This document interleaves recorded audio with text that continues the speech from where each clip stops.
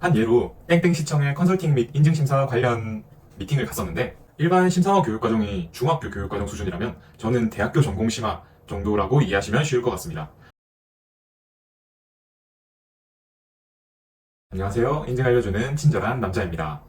요즘 타업체에서도 저희 기업표준인증센터를 따라 유튜브를 제작하여 홈페이지에 게시해 놓더라고요. 한 5편, 6편 정도 본 것 같은데 그닥 눈길이 가는 컨텐츠는 없었습니다. 사실 더 많은 컨설팅 업체, 심사원분들께서 유튜브를 시작하셨으면 좋겠습니다. 그래야 강의의 질, 그리고 컨설팅 및 인증 절차, 심사에 대한 지식의 깊이가 비교가 될 것이기 때문입니다. 고객분들께서 아직 인증 알려주는 남자보다 더 유익한 유튜브 채널은 발견하지 못했다고 하셔서 뿌듯합니다. 한 예로 땡땡시청의 컨설팅 및 인증심사 관련 미팅을 갔었는데 담당자께서 이제 대화하시다가 말씀해 주시더라고요. 그 어느 곳에서도 듣지 못했던 사항을 자세하게 알려주셔서 감사드린다고요. 인증 알려주는 남자는 여러분들께 ISO 인증 관련 유용한 정보를 알려드리고 있으니 궁금한 점 있으시면 홈페이지를 통해 언제든 문의 주시기 바라겠습니다. 오늘은 인증 문의 시 꽤 많은 질문을 받았던 사항 중 하나를 다뤄볼 텐데요. 바로 시작하겠습니다. 안녕하세요. 저희 기업은 개인 사업자로 사업을 하고 있으며 약 1년 뒤에 법인으로 전환할 예정입니다. 여기서 두 가지 질문이 있는데요. 첫 번째, 개인 사업자로도 ISO 인증을 받을 수 있을까요? 두 번째, 만약 가능하다면 개인 사업자로 2024년 10월 ISO 인증을 취득한 뒤 2025년 9월 법인 사업자로 전환할 시 2025년에는 최초 심사를 따로 받아야 할까요? 답변 부탁드리겠습니다. 라는 질문이 왔습니다. 자, 여러분은 어떻게 생각하시나요? 법인 기업만 ISO 인증을 받을 수 있나요? 아닙니다. 개인 사업자와 법인 사업자 모두 ISO 인증을 받을 수 있습니다. 그러면 여러분들은 또 이런 궁금증이 생길 수 있겠죠? 개인 사업자와 법인 사업자 중 어떤 형태의 기업이 ISO 인증을 받는데 유리할까요? 여러분은 이 질문에 대해서 어떻게 답변하실 건가요? 결론부터 말씀드리겠습니다. 어떤 형태든 차이가 없으니 인증이 필요한 시점에 ISO 인증을 진행하시면 되겠습니다. 개인 사업을 하시다가 규모가 커져서 법인으로 전환하는 경우도 있으시고 상황에 따라 처음부터 법인으로 진행하시는 경우도 있습니다. 개인 사업자 형태로 사업을 하셔서 ISO 인증을 받고 법인 사업자로 전환하시는 경우는 앞의 예와 완전히 동일하죠. 인증서상 기업의 이름이 달라지는 부분에 속하게 됩니다. 따라서 두 가지 방법으로 인증을 유지하시며 기업명을 변경하실 수 있는데요. 첫 번째, 비용이 들지 않거나 완전 소액만 발생하는 경우입니다. 이 경우는 인증기관마다 인증서 발행 비용이 상이해서 금액을 고정시켜서 알려드리지는 않겠지만 저희 경우는 인증 서비스로 무상으로 인증서 발행을 해드리고 있습니다. 바로 정기심사 시에 해당 사항을 반영해서 변경하는 경우는 기업에서는 비용을 절약하실 수 있습니다.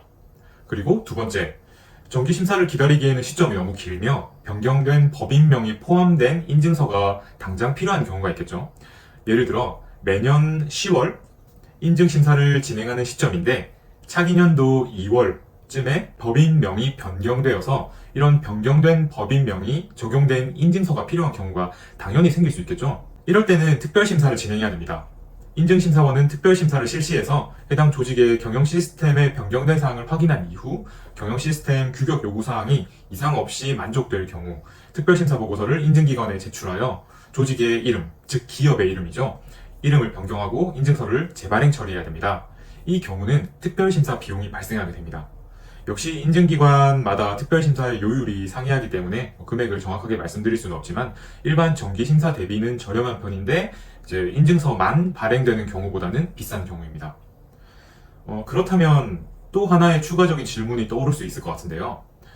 법인 사업자와 개인 사업자에 대하여 ISO 인증 심사 시 확인되는 내용에는 차이가 있을까요? 차이가 있다면 어떤 내용이 차이가 날까요? 자, 역시 여러분들은 어떻게 생각하시나요? 법인 사업자와 개인 사업자에 대한 차이는 각자 알아보시기 바랍니다. 그냥 초록색 검색창에 땡땡땡땡땡땡 차이 뭐 치면 나오죠? 제가 거기까지는 안 해드릴 거고요. ISO 9001, 14001, 45001 등 이런 경영 시스템을 운영함에 있어서는 개인 사업자와 법인 사업자를 따로 분류하진 않습니다. 왜냐하면 규격에서도 분류해 놓지 않았는데요. 즉, 개인 사업이든 법인 사업이든 리스크 기반 사고로부터 시작해서 경영 검토까지 이제 한 사이클이 종료되는, 그러니까 한 사이클이 운영되는 방법은 동일하기 때문에 ISO 인증 심사 시에도 개인 사업자든 법인 사업자든 심사원이 자료를 확인해서 보고서를 작성할 때 내용의 차이가 크지는 않은 겁니다. 예를 들어서 고객사에서 이제 클레임을 줬다고 해요. 근데 개인 사업자라고 해서 8D 레포트가 면제되고 법인 사업자라고 해서 8D 레포트를 작성해야 된다. 굉장히 불합리하죠. 즉, 질문자분의 질문에 대한 답을 드리자면 개인 사업자로도 ISO 인증이 진행 가능하시며 추후 법인 전환 시 현재 인증을 유지하시며 기업명을 변경하실 수 있습니다. 단 필요시 특별심사가 진행될 수 있으며 이때는 비용이 발생하고 정기심사에서 변경되는 경우는 별도의 추가 비용이 들지 않을 수 있습니다. 따라서 법인 전환을 하셔도 심사를 다시 처음부터 받는 번거로운 일은 없으실 것이다 라고 답변 드릴 수 있겠습니다. 아직 시점은 정해지진 않았지만 심사원의 역량을 높여드릴 겸 재능을 교육사업으로 풀어볼 겸 심사원 실무 교육 과정을 오프라인으로 개설해 볼 예정입니다. 실제 심사원 활동을 하기 위해서 알고 계시면 정말 도움이 될 만한 내용이며 일부 내용은 90%의 심사원분들도 알지 못하는 내용입니다. 알려주는 곳이 없으니까요. 일반 심사원 교육과정이 중학교 교육과정 수준이라면 저는 대학교 전공심화 정도라고 이해하시면 쉬울 것 같습니다.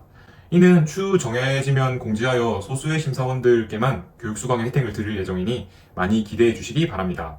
오늘도 인증 알려주는 남자와 타 심사원들의 차이를 확인하셨나요? 많은 기업 담당자분들이 시청하시고 ISO 인증에 대해서 조금이라도 더 재미있게 접근하셨으면 좋겠습니다. 그럼 오늘도 번창하세요.